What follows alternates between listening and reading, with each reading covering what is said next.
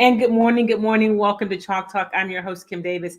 Today is Tuesday, April the 25th. I cannot believe it is almost the end of April, but you know what that means? It means the NFL draft is just a couple of days away. So I'm super excited to talk about that amongst some other really cool things today, like the Rockets' new head coach and some things happening on the national media landscape. We're going to talk about all of it, and our guest today is amazing. You've heard him before, Sean Jones. He's going to join us to help us break down all the stuff that's happening, all that we have to get to. And I'm glad you are here too. But as we get started, as always, let's first thank a couple of folk that help us do this work each and every week. This is our ninth season. The season starts in September. That we have done Chalk Talk live every week for 9 years, with the exception of about 1 or 2 weeks a year. We're live every single week. So thank you for hanging in here, and thank you for sharing this video, this show, with your online community. Remember, after the show is live, if you're catching the replay, you can also catch it as a podcast wherever you get any of your podcasts. Make sure that you download, subscribe, and like the broadcast. Okay, so our good friends over at I Love Jinka are doing some amazing things. You've heard me talk a lot about it. If you have any kind of issues with inflammation, or you want to make sure that your immune system is in check, you need help with blood flow, wink wink for those of you who know what that means, any of those things are helped by Jinka turmeric paste, powder, or vegan capsules. It's because of the turmeric and the other essential herbs that are included. So you can get it if you're in Houston, and sooner in other parts of Texas. And shortly in other parts of Texas, but you can find it at your local HEB stores. If you're not in the area, you can always get it online at I Love Jinka. But if you are near an HEB, this is where you find it. It's in the healthy living section. Here at HEB, in the healthy living department, the probiotics, you can find Jinka 7 days a week. Yeah. Look at that Jinka sale. Look at that. Jinka. And in addition to Jinka, don't forget about your Kimmy treats. Vegan popcorn, 3 different flavors. Your Kimmy bars have been added to the website. And also the hand whipped body butter. Go to kimmytreats.com.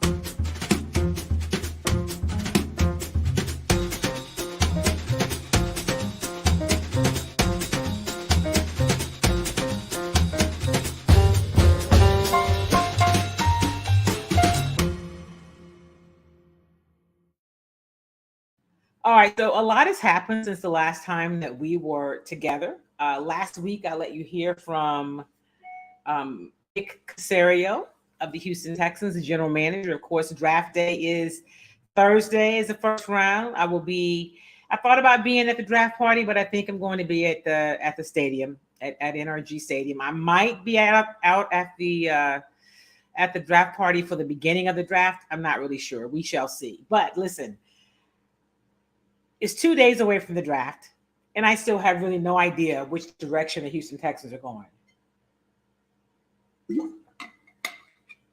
One of the things I want to talk to Sean about when he joins us is what happened to CJ Stroud? How did where did the luster go? Why are people out on him? What did we miss? No games have been played, right? When the season ended and when he went to the combine, he was thought of as one of the top 2 quarterbacks in this draft. For some, he was the top quarterback. And now the thought is, well, no, he may have dropped. He may not be among the top 2, that Will Levis has moved up and has catapulted above him, or maybe even Anthony Richardson. I would love to know from Sean when he joins us, what is that about? How did that happen? But so for those of you who constantly, reach out to me, I appreciate the engagement. You inbox me, you send me notes, and you want to know, Kim, what do you think the Texans are going to do? I'm serious when I say I have absolutely no idea. I don't know if they're going to take a quarterback. I would think that they'll take a quarterback. Certainly they're going to take a quarterback, right? At the number 2 pick. Or maybe they're not. Maybe they are going to take a defensive player, and then they'll take a a quarterback at 12, or maybe they'll move up from 12 with the, package some picks and think, okay, we don't want to spend a 2 on a quarterbacks if we can't get Bryce Young, but we will spend a 6 if we can. I just really don't know. I can't quite call it, but it seems to me that if the quarterback is the most important position on the team, and yes, you have to have a whole team, but the quarterback is a very, very, very important position. You need to take one, right? And if you think, oh, well, we can get one next year, we think that Caleb is going to be, this transformational player. You don't know what's going to happen next year. And does that mean that you plan on being that bad again this year? Are you just going to package the picks? Look, it's time to get this rebuild started, and you got to have a quarterback. So I'm curious as to what they're going to do, and we will see. Now, speaking of quarterbacks, one of the things that did happen on yesterday, a big news day, is that Aaron Rodgers, the deal for Aaron Rodgers to go from Green Bay to the New York Jets is finally done. They got the deal done. Everyone seems to be excited. There are picks involved. Aaron Rodgers is supposed to arrive in New Jersey, in the New York area tonight. So the AFC is loaded with really good quarterbacks. And clearly from the deal that was done, the Jets are playing to win it all this year. So will they do it? Who knows? Are the Jets now, is that Jets team a team that you would say is in contention, is thought of as a quarterback, as a Super Bowl contender? Absolutely. Just depends if whether or not Aaron Rodgers is all in or not. Who knows? But the fact that he's going to New York or New Jersey now, maybe he's going to go there and start, meeting with his teammates and get engaged. If he's all in, he's pretty good. There's no question about his ability and what he can do on the field, but that is the question. He went into the little dark room and thought about it, and I guess got his mind right, and he's ready to play. And if he is, the Jets team has a lot of weapons around him to put around that they can surround him with. They are instantly a contender in the AFC, which brings me back to the Texans, another team in the AFC, not the AFC East, but in the AFC. They got a lot of good quarterbacks, right? What are you going to do? When are you going to start? And it seems like this would be a great year to do that. Okay, so Aaron Rodgers is now officially a New York Jet, and Jordan Love is on the clock. He's the guy. Now Green Bay can see, is Jordan Love the quarterback of the future? It is officially his team now.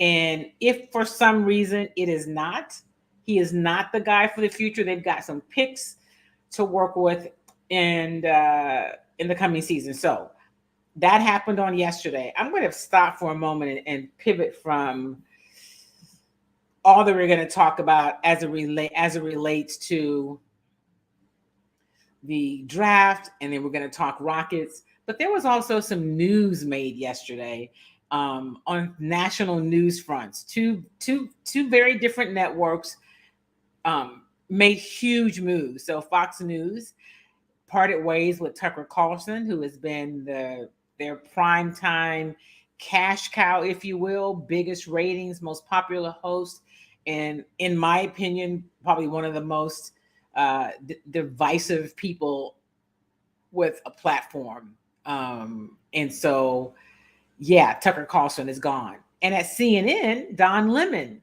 is also out. So those are two moves that were major moves yesterday on the network cable news, if you will, landscape. What does that mean? How is that going to change things? I think we're going to have to wait and see. And is that it for Fox? Is it just Tucker Carlson? Or in the wake of them having to pay that nearly $800 million defamation suit fine or fee, settle rather the case at nearly $800 million, actually $787 million. Are there going to be more heads to roll? Is it just Tucker, or will there be some other high-profile people leaving from Fox? Remember, the Dominion lawsuit is just the first. There are others, so we will keep our eyes posted. We'll pay attention and see what's happening there. News as it relates to news and opinions and coming into a big election season next year, 24. Everyone, and the announcements are being made now for the presidential race. Those network voices matter. So I just wanted to throw that in. Hey, good morning, John Fitzgerald McGee. Welcome to the show. John says the Jets need a couple of linemen, and the health of Breece Hall is critical as well. Are you talking offensive or defensive lineman, John? I'm thinking you must be talking offensive lineman. And you could listen. I think the Jets probably know they need to do a couple of things. Let me see here. And what that looks like, I'm trying to change this overlay. There we go. What that looks like, I still think they are pretty confident in getting Aaron Rodgers. I mean, you go from Zach Wilson to Aaron Rodgers. That's just an incredible upgrade. Talk about everything changing in just a matter. People thought. I mean, I think we all thought that Aaron Rodgers would end up in end up with the Jets. But until it really happens, it hasn't happened. So when it happened, then you're like, wow, this is a really big deal. So offense, yeah. Well, offensive linemen matter, right? But they are not. They aren't as bad off as say the Bengals were 2 years ago. And I'm sure that they do still have some picks in the draft, so they will probably do something to make sure that they help to protect Aaron Rodgers. They're good with position players, and so listen, if people that are Jets fans are pretty excited today. All right, they're pretty excited about what this means.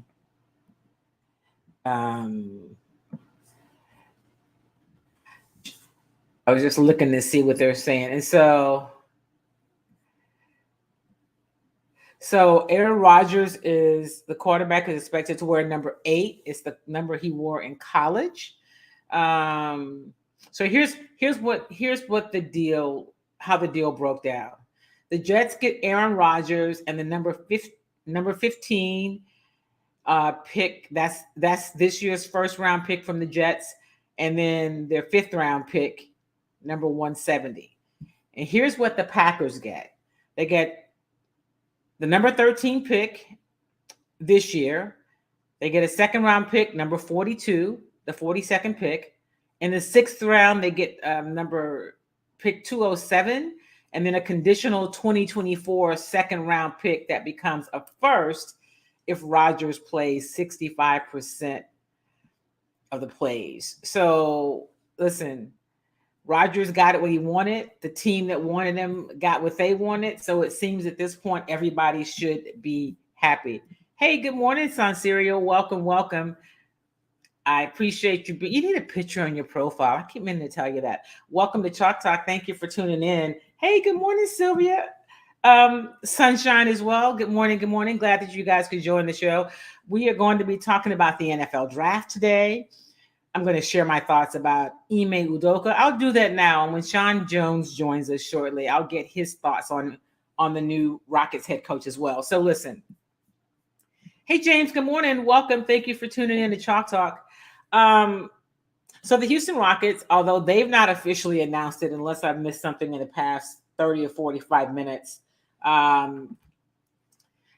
have, according to sources, have made a deal to come to terms to make Ime Udoka their next head coach. So, of course, the Rockets parted ways with Stephen Silas the last day of the regular season, decided that they would not pick up his option year and go in a different direction. There were a number of coaches they talked about trying to bring on board. Hey, good morning, Carolyn. Welcome. Yeah, James said it's a great move in getting him. Nick Nurse was one they heard. We heard Frank Vogel, an assistant for, I believe, the Kings. We heard Sam Cassell. There were a number of coaches that the Rockets had talked with. Somebody else told me last week that Jeff Van Gundy was in town and was over, visiting with perhaps the Fertittas at the Post Oak. I don't know what that meant. Maybe he was just in town and they were having lunch or breakfast or dinner, whatever they were doing. I didn't really see that as being something that the team may look toward doing in terms of adding a Jeff Van Gundy. His name always seems to come up when this Rockets position is open. But yesterday afternoon, the news broke that Ime Udoka is going to be the Rockets' new head coach. And so what does that mean? So Ime Udoka, of course, led the Boston Celtics last season, to the NBA championship in his first season as a head coach. He spent many years as an assistant under Greg Popovich with the Spurs. And last year was his first year actually as the head coach. In the offseason, there was, I guess, kind of sort of a scandal. He was dismissed, suspended. The Celtics decided to go in a different direction for him violating what they call team policies initially. And it seems like, although neither side has just officially addressed it, I mean, the Celtics finally did, sort of. He never has. That he had a consensual relationship with an employee of the team, and that violates team policies. So I think the key is that it was consensual. She was of age. I believe she's married. He was not, although it's been well documented that he is in a law. He was engaged. He was engaged to Nia Long. So many of us were like, "Oh my gosh, how could you do that to Nia Long?" I felt the same way, although it's really none of my personal business. But here's what I say about that. I did a segment on Fox 26 this morning, and they thought, well, do you think that there's going to be controversy? And I do not. I think that was bad judgment, right? It was just not smart. And it was an indiscretion, and it was unfortunate, but it was not illegal. And he gets a second shot, right? He gets a second shot. And so why not get it with the Houston Rockets? In terms of what it means for basketball, he is well respected on the court, off the court, has done a great job. He had young players when he led the Boston Celtics last year. And this Houston Rockets team is young. I mean, you've heard me say it for the past few years. They're young. They're going to still be young next season. They're going to add some more young players. But the difference is they also have $60 million under the salary cap, which means they can go out and add some real veteran talent to this team. They're going to have to get some veterans to take the next big step. And oh, by the way, he also, this Rockets team also is in the lottery. So they've got a shot to get the number one overall pick, right? They're tied for the second worst league in the NBA. Detroit has the worst league, and then it's the Rockets and it's the Spurs. But remember, unlike in the NBA, in the NFL, where the team with the worst record gets the number one pick, those teams go into a lottery. So the Rockets have a chance to pull the ping pong ball, the straw, whatever you want to call it, that would give them the number one overall pick. The last two seasons when they've had the worst record in the NBA, they did not get the number one pick. They had the number 2 pick last year where they selected Jabari Smith. They've had the number 3 pick.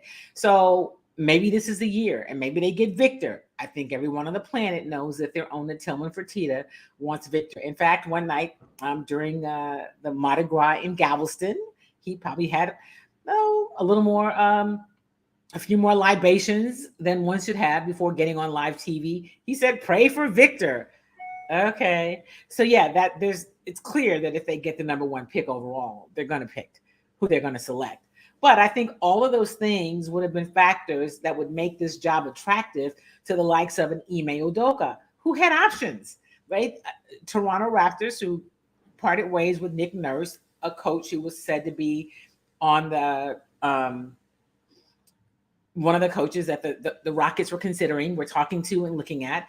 They parted ways. The Toronto Raptors parted ways with him and were interested, according to sources, in hiring Ime Udoka. Well, they got the deal done. He's going to be a Houston Rocket, the Houston Rockets' next head coach. And I imagine after the initial press conference, when the team addresses the indiscretion, because it's going to come up, and perhaps he addresses it one time and that'll be the end of it, then it'll be all about basketball. Clearly, that's going to come up in his press conference, right? Because no one's really had a chance to talk with him about it since the news broke last summer that the Celtics weren't bringing him back. At any rate, yes, John, they did lose in the finals to Steph. They lost in the finals to Steph and the Golden State Warriors. It is an awesome decision, Sylvia. And so talking about the NBA playoffs, I don't know if you stayed up last night, if you saw the game with the Lakers and the Grizzlies. What a game. It went into overtime. And what LeBron James is doing at 38 years of age is pretty spectacular, right? So last night, I was trying to pull up, Monday night. So the final was 117 to 111 in overtime. Hey, good morning, Charles. I thought you were supposed to be on a flight. Welcome, my friend. Always good to see you. The Lakers defeated the Grizzlies 117 to 111 to take a commanding 3-1 lead. I think the series is over. I think the Lakers win this series. Memphis will probably win a game. I don't see them. Well, they may not. They may not. But the Lakers last night were just nothing short of amazing. They're just one win away from upsetting the number 2 seed in the Western Conference. And think about this. They were a play-in team, right? James says AD is trash. Yeah, AD didn't, he hasn't always been great. What are his numbers last night? Let me go back to. So last night's game, the Lakers. Anthony Davis finished with 12 points in 41 minutes. He was 4-13 from the field, and he had 11 rebounds. LeBron James had 22 points in 45 minutes and 20 rebounds and 7 assists. And then Reeves is another key. It's a big key to that series, who ended up with 23 points in 41 minutes and also had 4 rebounds and 6 assists. They got 12 points off the bench from Schroeder.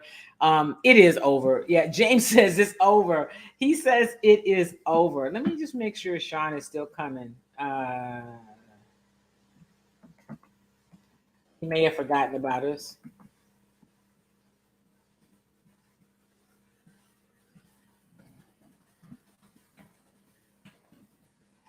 But the show must go on. So listen, that was a fun game to watch. It went down to the wire during regulation, and then they went to overtime, and they finished that game 117 to 111. In the East, it's the Heat and the Bucks, right? The Heat has now taken a 3-1 lead over Giannis and the Bucks. The final last night was 119 to 114. Wow, is all I have to say. And of course, John, I know that you are a Golden State Warriors fan, and here's what happens. Who's playing tonight? So tonight, the Timberwolves and the Nuggets are playing. The Nuggets have a 3-1 lead in that series. It's the Clippers and the Suns. The Suns are up 3-1. And then in the East, it's the Hawks and the Celtics. So it's been some exciting basketball. The game last night with LeBron, what he did at, 38, 39 years old? Not that that's old, but in basketball terms, and remember, he's been playing since he left high school. He's pretty amazing. All right, so we're going to, I'm excited now to bring in our guest to help us talk about all this great stuff that we're doing. Please welcome to the show, the one, the only, Sean Jones. How are you, Miss Kim? I'm good. How are you? I'm doing pretty well, but I blame you. I should have been on earlier, but the CT is real, right? It's real. So why you had to remind me earlier. I thought about it. I said, you know what? I better remind Sean because that's not like him. He's pretty reliable. I'm in the middle. I'm sending back. I'm in the middle of, I was in the middle of negotiating this, but I put a stop. I'm like, listen, I got to be out at 11. We kept going. And the guy finally was like, hey, don't you have something at 11? I'm like, yeah, what time is it? And I looked and I saw your text. Well, I'm actually on the East Coast. You are here now. I appreciate it. Before we talk about some football, I want to get your thoughts on the Rockets hiring Ime Udoka. What do you think about that move? You know what? It's an interesting hire. Ime is actually is a show that he could be a coach that can lead young people. His pedigree is unquestionable. When you look where he came from, San Antonio, and then on to Brooklyn, the success that he had there, and then obviously the 1 year that he was with the Rockets. And I think that the only thing you can question, if you want to question it, and not that I would, is we've got to the point now where one's personal life becomes an indication of what we do professionally. And there's some jobs where that's the case. I would only hope that the accountability that we associate with our athletes and entertainers, we do that with, I don't know, police, you know what I'm saying, in terms of like what their personal lives are. And keep in mind, I can say this, I'm a son of a police, so I get to say this, you know. But I think with this group of guys, he might be a good solution for him. I don't think that you could go with an older brown shoe guy that wouldn't understand the culture of that locker room, the makeup of that locker room, and the kids that you have in that locker room. I think that I'm a little biased with Stephen Silas. Everyone, full disclosure, my son was on his staff for a couple of years, and so you appreciate that opportunity. But I don't think Stephen's makeup and personality really could drive home what needs to happen. I think there's zero excuse for a team that young to be so poor on defense. At the very least, you need to be a bunch of dogs on defense and be able to get after it. And you may lose, you know, the battle or lose the war, but you ain't going to lose too many battles, because when you come to Houston with the dogs that you got coming at you, your attitude's going, oh, we're going to be in a fight. Now, we may not be able to score enough points, but we're going to defend. Right. And too many times last year, you didn't have that attitude permeating through this entire team where, you know, you understood what your role was going to be and what was required of you to be a pro. And so you would hope that Ime could be able to do that, because if you talk to everyone from Boston and the impact he had on those guys in the 1 year that he was there, outside of a guy named Jerome Allen, who had a similar effect on those guys, and he's now with Detroit. That's the kind of guy that you want. You want a guy that's going to kick you in the ass, but be demanding of you and require that, you know, we have an identity. And I don't think for the 3 years that Steve was there, you can really say what the identity was for this basketball team. You know, I think you make a great point. You know, I was asked about that on Fox this morning. I'm a little biased. I got a chance to cover and work with Stephen Silas for 3 years, and he's just a good guy. But you're right. I don't know if he is the personality type that they need for these young guys. And so I understand the move. I mean, even though, you know, he came here thinking he was going to coach a very different team, but life happens. So it's just tough when you know him, because you just don't meet many people that are better than Stephen Silas. However, I do think that these guys need something different. And I think Ime could be that. I mean, coming under the Popovich tree, we know what kind of coach Pop is and the success he's had. And people say nothing but good things about him as a leader of young people, as being respected and knowing the game. And he's known for his defense. So I think it's going to be great. I mean, Jalen Green is kind of a veteran with this team. And was he going to be 21 this year? Right now, they're young, but they do have $60 million under the cap. They're going to have one of the top 3 picks in the draft. And so those things probably made it look attractive to a Ime Udoka who has some options. You know what? And shout out to Tillman and his general manager and their staff. Yeah. Because I know for a fact that when Ime's name was passed around in some places, it wasn't a nah, it was a hell no. You know what I mean? And then there were some places that were like, yeah, we'll let him in the door and interview. And so shout out to the Rockets organization to look beyond that and look to the measure of the person, that realizing that we all make mistakes. And I'm sure that any person that blows up their personal life, where it includes fiance and your kids and all that stuff, no one's doing that stuff on purpose. You know what I mean? You made a mistake. You know, I don't think anyone, and then hopefully if you're a man, you learn from it, right? Yeah. and then you go on for that. But what does that have to do with being a great coach? You see what I'm saying? So if he's a great coach, let him be a great coach and let him work on himself in the process. We're quick to want to address mental illness and how we react to that. And then thankfully we are. And we're quick to want to address, social anxieties and how we're, how we respond to those things. Nobody knows the kind of pressure that a head coach or a young player coming to the league may be under. Deshaun Watson comes to mind, and all the things that went on in his case. And those are non-football things, but the pressures, trust me, when I got in the league, I was 20 years old. And dare I say, if we had the coverage now, when I was 20 in LA, that Deshaun had, in Houston, it might have been. I don't know if you're talking to Sean Jones right now.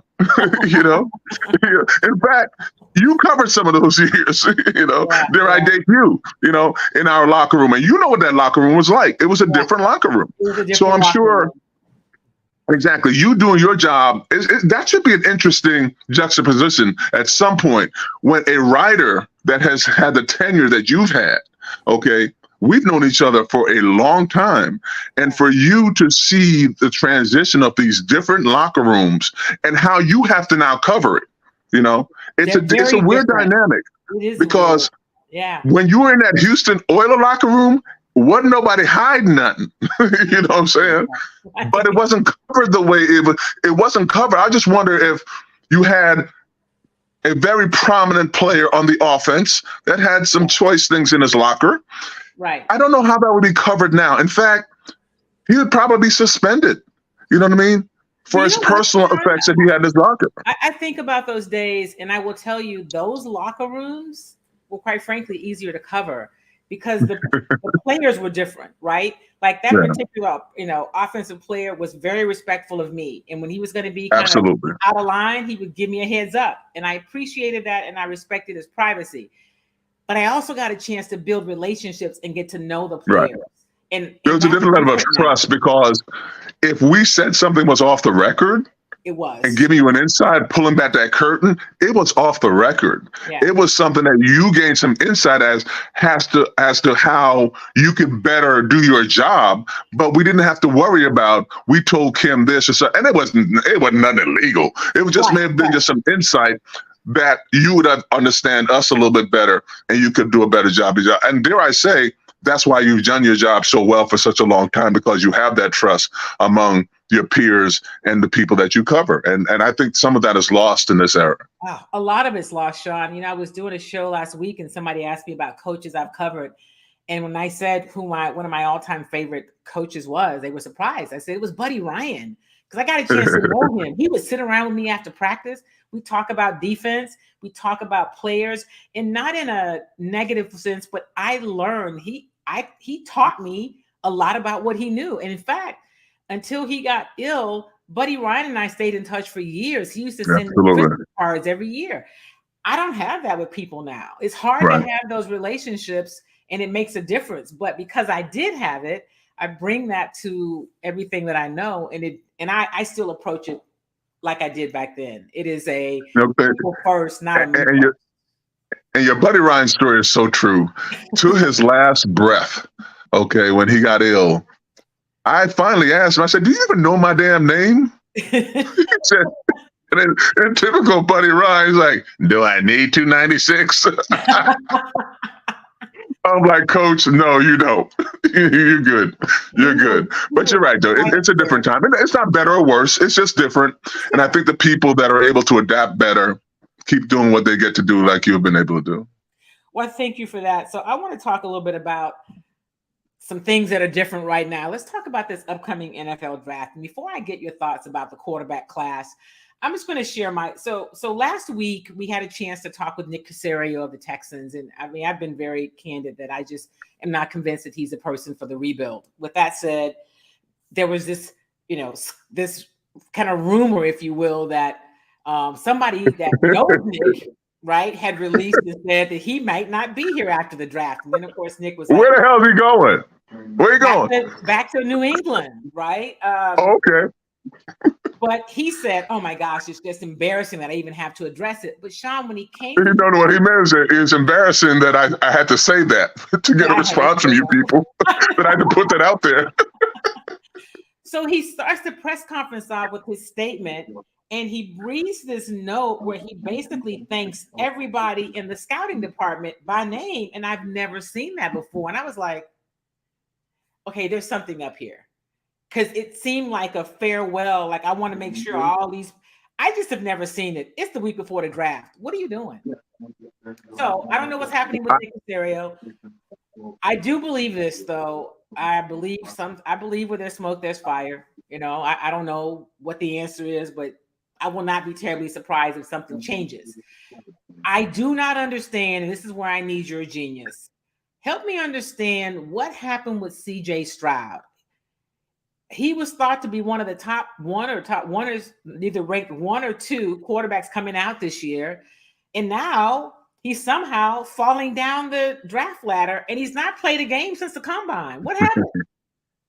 Well, what happens at this time of year is the dumbest thing that ever happened in any kind of evaluation.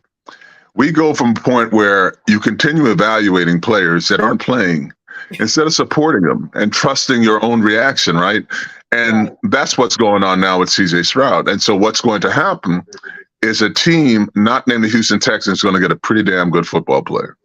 And it may be at Indianapolis, and they'll have to see him for the next 15 years because he's that good, all right? And if he doesn't succeed, because a lot of times what teams don't, and I get this, and I will get, again, my full disclosure, I get a lot of my understanding and my fundamental thought in terms of how you build a team from a guy named Al Davis. That's how I was raised. That's how I cut my teeth. That was the only front office that I was in. Those are the only drafts that I saw. But you know what, though? I was only raised by one dude named Gerald Walter Jones. I only need one of him, too. You know what I'm saying? I don't need a whole bunch of them, And so my point is that there is a proper way to evaluate players, and you don't evaluate them in February, March, and April. By that point, you build a consensus as to what you like, what you want. How does that player, most importantly, fit your board, okay, and your team? Then from there, how do you fit with your division? And then it goes out to your conference, and then it goes to the league. You have to build it that way, because I don't give a damn how good that player is. If he doesn't fit what you do, right? If you don't get a guy to block, Aaron Donald, and you're in the same conference with him, it doesn't division with him, it doesn't make a difference. You know what I mean? So that should be the mindset. So the fact that you've gone 2 years knowing that you need a quarterback, okay, and you're not going to address that position in this draft, I'm making it first as a macro, right? Right. I got to address the quarterback position in this draft. I haven't done it in the last couple of years, or I failed doing that. So now I've got to address it. So I've got 7 rounds to address it, right? And obviously, the further I go back, the less I think of that player. But wait a second, I got a second pick in the draft, all right? So now I get to really address it. I get 1 or 2, all right? And the kid from Tennessee is actually 3 to me, all right? So I get to address that in some way. Either in my mind, I'm saying, okay, I can address, this is the only thing that would make sense to Nick, all right? Is that he's going to address the quarterback at 2, or he's going to take a hell of a defensive player, which there's really none in this draft. And that's what people don't understand. Yeah. Bruce Smith ain't in this draft, okay?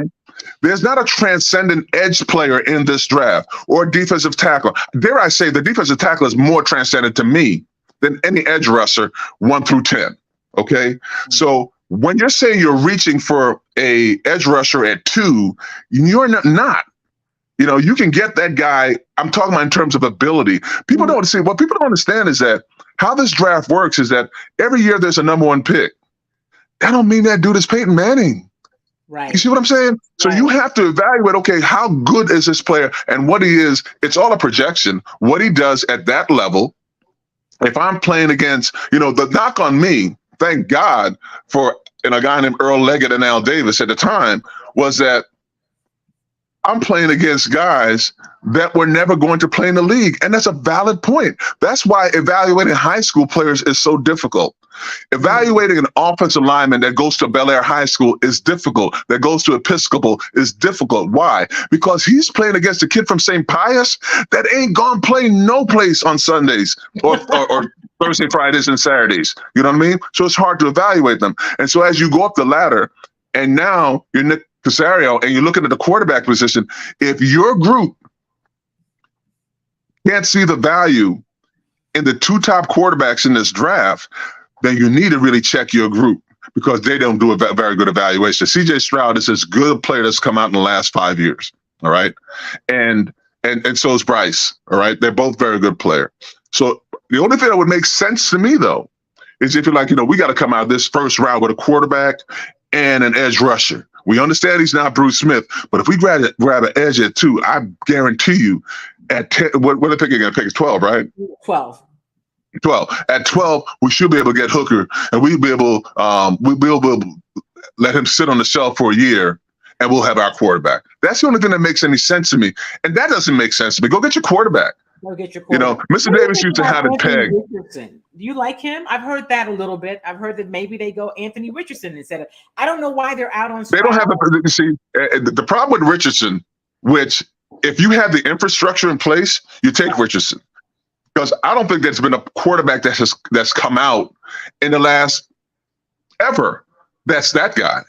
You see what I'm saying? Yeah. You don't see 6'2 plus, 240 plus, 4'4 plus with a rocket for an arm that has a touch that did all this with nobody. When you hear me doing nobody, okay, nobody, okay. So you like his upside, but do you have the infrastructure in your building to bring him along, to not rush him? Because he's 2 years.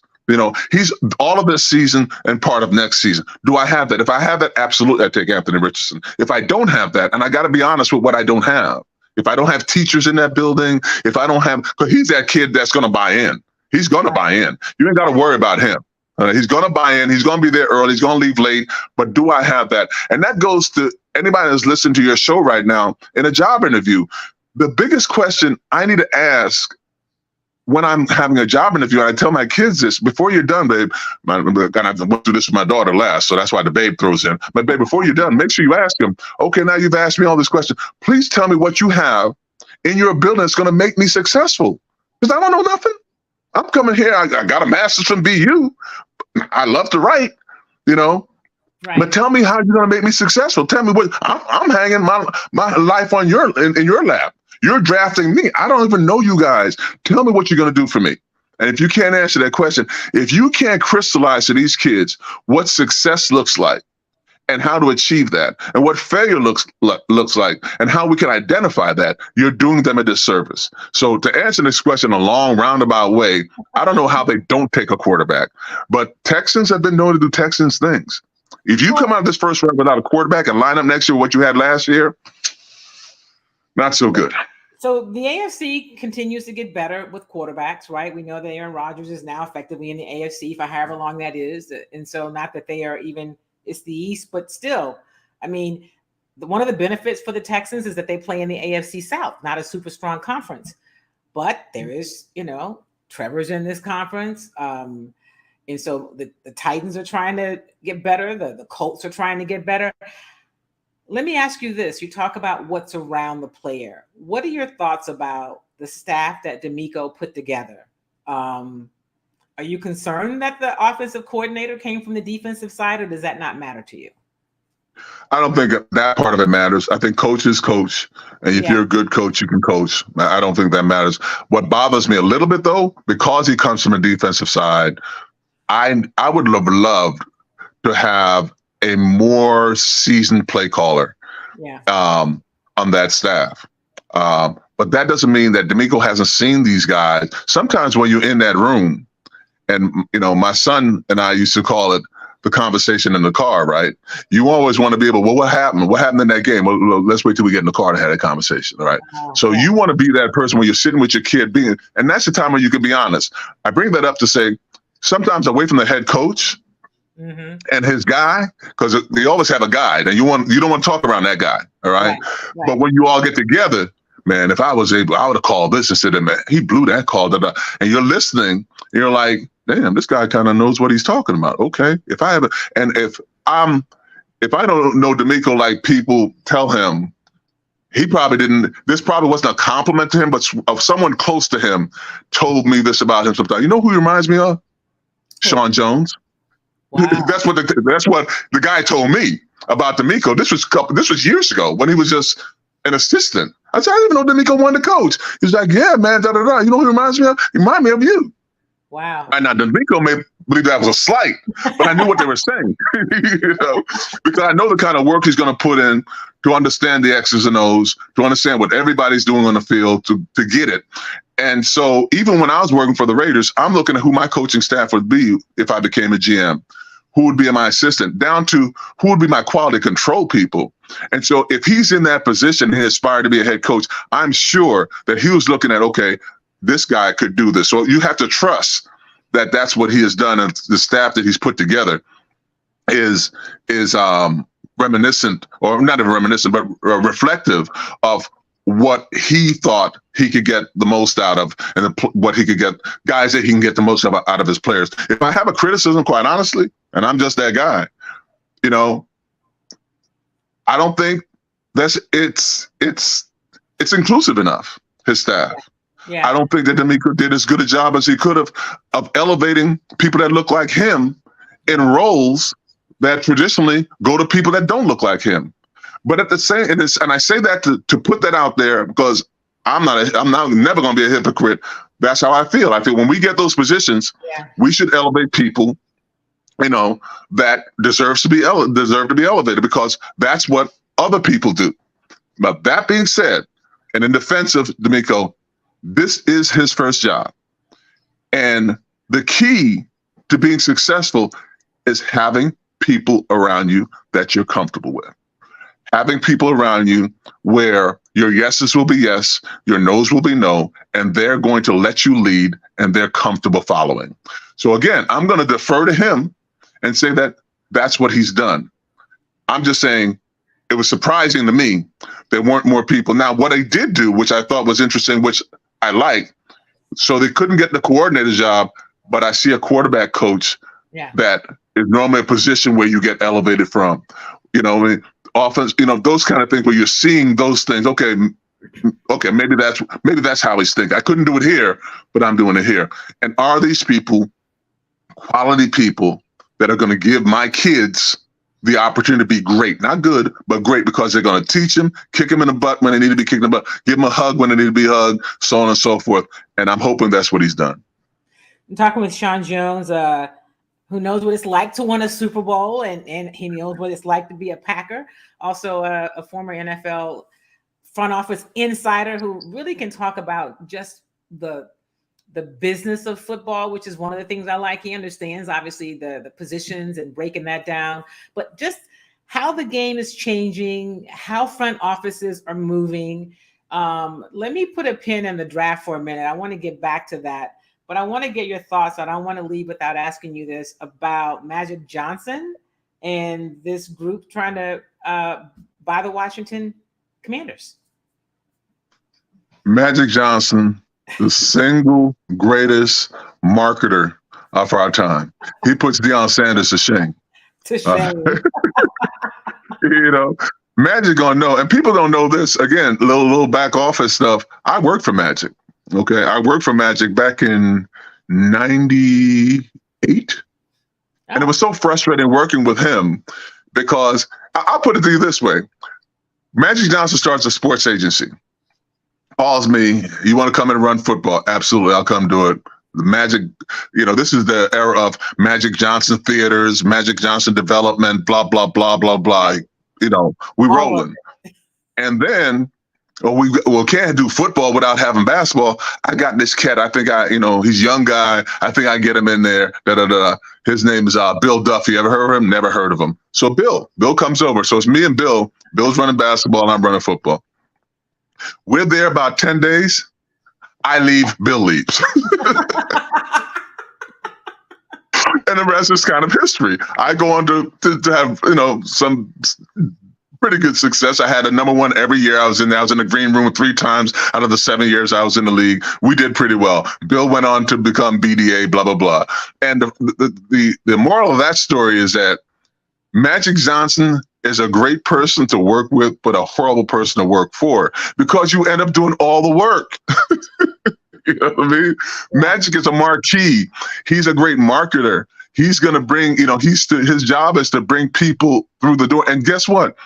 That is a talent that most people would wish that they had. And he's great at it. And so to ask that question, to see him cross over from basketball now and then on to the Dodgers and being a partner there, and now to the Commanders, it just says one thing to you: my friends are richer than your friends. Hey, that's all it says. That's ain't nothing wrong with it either. There's nothing wrong with it. So ain't nothing wrong with it. Is that going to do the thing that we've been talking about for years? There's been no ownership, no Black people on NFL teams. Does it get us closer to that, or is it? I mean, I don't know that it. I don't know that it does, because Magic's position there is a minority, not only in his skin color, but he's a minority partner. He's not a majority partner. And then when you have people like Jordan, who is a majority in basketball, looking to cash out because these numbers are getting stupid. I'm Jay-Z. I'm sitting on 6B. The team costs 6B. And then you got to come up with 30% of that. I don't know if I'm Jay-Z. I'm like, you know what? Yeah, take 30% of my net worth and go put in a football team. I would do it. But you got to understand that some, you got to have like Bezos money where it doesn't matter, for you to be looking at these numbers. So you got to look at, if you're looking at 6, 7B, your net worth has to be treble that. You really at 20, 18B before you're looking at. And then most guys, even if they look at it, they're looking at a 10X. Okay, if I invest this, can I get 10 times this out of it? And while these sports teams, they make a ton of money, there's a lot of other things out there these people that don't want these toys can do to make a ton of money. So really, it limits your pool. There ain't a lot of Black billionaires anyhow. See, when we first came out, unbeknownst to a lot of people, myself, Ronnie Lott, a group of us looked at, okay, our little money we could put together, we could probably make a bid for a $700 million team, a $500 million team. We could do this. It changed so quickly on us. I mean, it was like the freeway, the speed sign changed. We were at like 45 miles an hour, and all of a sudden, we're doing the speed limit. Like, nah, bro, they don't change that. It's 75 miles an hour right now. And people were just zooming by us. Before we looked up, teams were like 1.5B. And we couldn't compete. Now the numbers are so stupid that you can screw it up. And by all accounts, Daniel Snyder screwed it up in so many ways. We're not even talking about efficiencies within the building. We're talking about just being a horrible human being, misogyny, racism, every isms that there is. And guess what? What we're teaching these owners, and my thesis, which I'll talk to you about this at another time over a course of some Kimmy treats, is my thesis is on this issue that how do we keep rewarding these millionaires by making them billionaires? The guy from the Clippers. Exactly. The more outrageous you are, the guy from the Clippers, he gets $2 billion at the time or whatever it was for a franchise that arguably wasn't with. Now they're about to write Snyder a check for 6B, all right, for a franchise that's probably worth about 3. You know what I mean? And it's funny how, now this is, you're like this. It's funny how, even though the 6B is an outlier, all right? Right. Every owner now, that becomes a floor. But Deshaun Watson's contract is an outlier. But that's not the floor. Guarantees aren't the floor. A guaranteed contract. And what's bad is that people in your position, writers, they repeat it. Why does he want? Why does Jackson want a guaranteed contract? That's absurd. I don't know. Maybe because the TV money's guaranteed. Right. I was going to ask you about that next. I said, and I know it's not like the politically correct thing to say. Imagine me doing that. when the whole Lamar Jackson thing came up, and all these teams that need quarterbacks came out and said, without being asked, yeah, we out on him. We're not interested. Yeah. I said, oh, that's collusion. What was that tell you? That's what was I collusion. tell you about having that conversation? You don't think nobody had that conversation? Come on. At the same time, I said I've never seen it. I've never seen teams. No, we don't need a quarterback. Whoa, ain't nobody asked you that. In this guy. And so then I hear, which I see writers do, and I'm like, stop writing that. Well, if he would have an agent, really, because Larry Tunsil didn't have an agent, he got a deal done. So which is it? I mean, you just don't. What it is that his mother's involved. They don't want to pay Lamar Jackson. They believe he's stubborn. Why? Huh? Why? Hey, they cut off Kunta's foot. Yeah, well. Yeah. That's taking it way back for people to understand.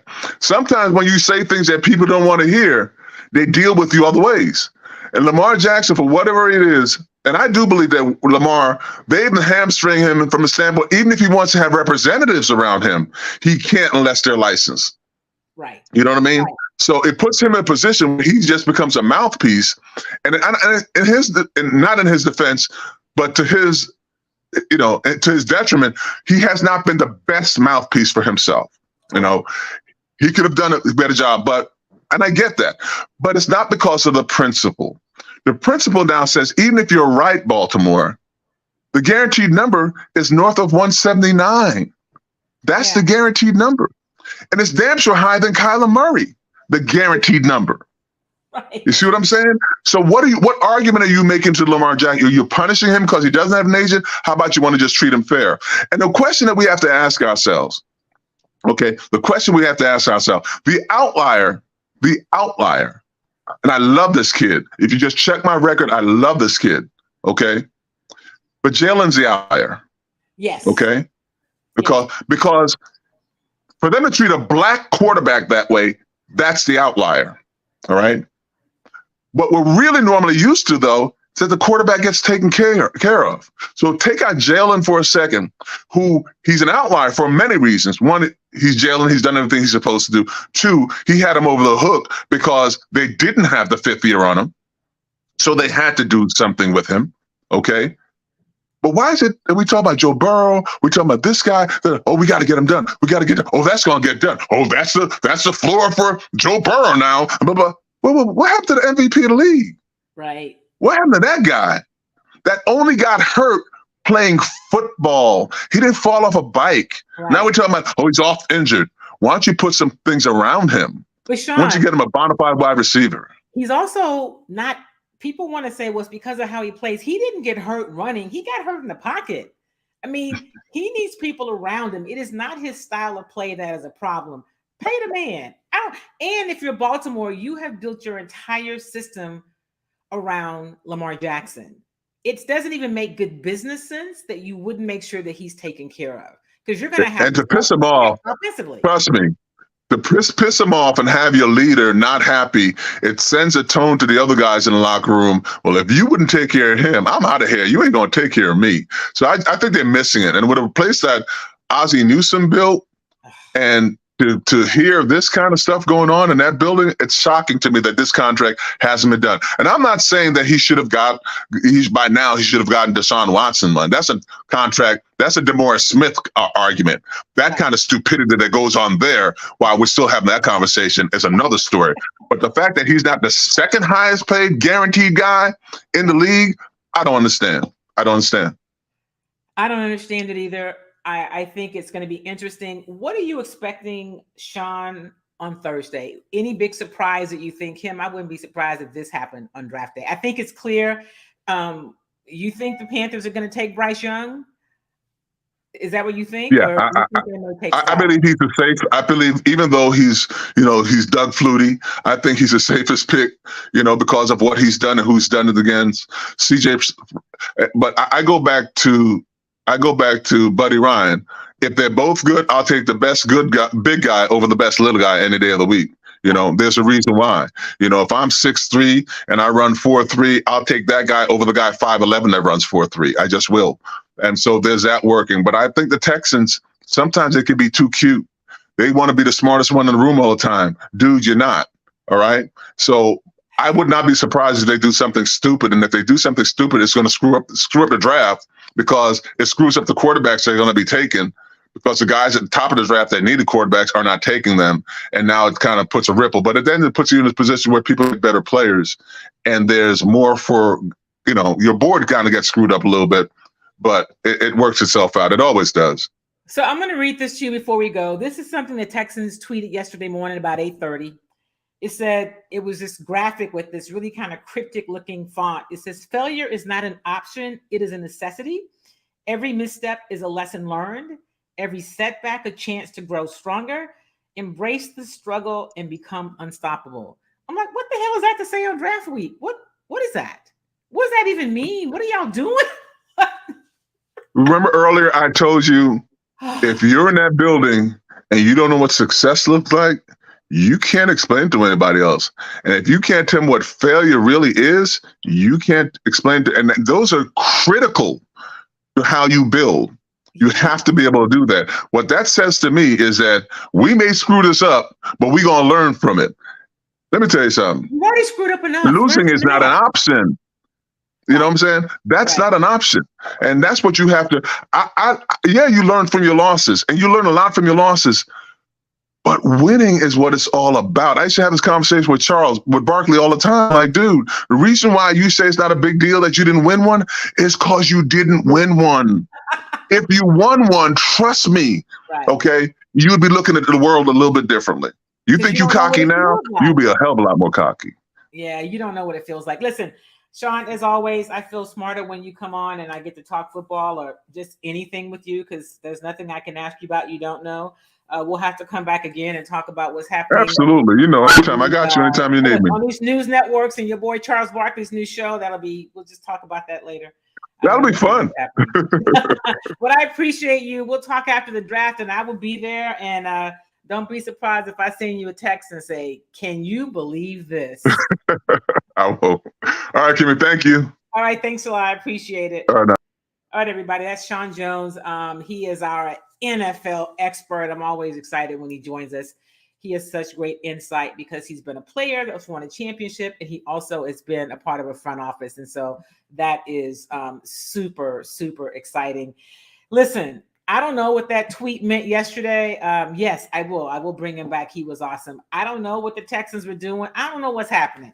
And I'm just really honest about it. I just know they have the number 2 pick in the draft, and I won't know what they do with it until Thursday night about, 6:30. Is that when the draft starts? 6 or 7:30? We'll see. But follow me on all my platforms, because I'll keep you updated with whatever I know. I'll make sure that you know, and we will do this again next week. And remember, if you are not registered to vote, get registered. That way you stay registered. And when it's time to vote, you're already ready, right? We got a lot going on, and I need y'all to be prepared. I'm never going to tell you who to vote for, but I'm going to encourage you to be registered to vote. And I'm going to encourage you to know the positions of the people who represent you. Just know them. Know who your senators are, your representatives, your council members, if you're in Houston, your board of whatever they're called for HISD. Know the people that represent you, and be prepared to make a stand so that you can vote your values, vote what matters to you and your family and your community. John, you got jokes. They are not going to trade for Trey Lance. You should just stop it. That is a cruel, cruel thing to say. All right, everybody, listen, make it a great, great week. Remember, do something kind for yourself and do something kind for somebody else. I'll see you next week right here on Chalk Talk. Peace.